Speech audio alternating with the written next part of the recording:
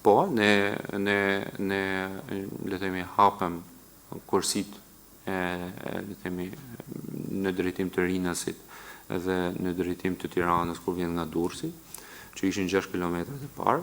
Unë në fakt unë e di që patjetër Hinka krijohet përsëri, por dhe unë si çdo qytetar tjetër kaloj në atë rrugë dhe mund të theksoj që trafiku është shumë i ndryshuar. Kishim një problematik në një mbikalim i cili na detyroi që ta ngushtonim një kursi në rrugën që çon për në Rinas, i cila u rregullua me ndërhyrjen e menjëhershme të autoritetit rrugor shqiptar, duke u liruar edhe një kursi shtesë dhe aty është bllokuar trafiku tani me dalje. Patjetër ne dimë që është Hinka që krijohet në mbikalimin e Rinasit. Ajo çfarë mund të them është që ne kemi kontratën në fuqi, që është duke u zbatuar dhe çdo qytetar kur kalon në rrugën Tiranë-Durrës mund ta shikojë vazhdimin e punimeve pas mbikalimit të Rinasit.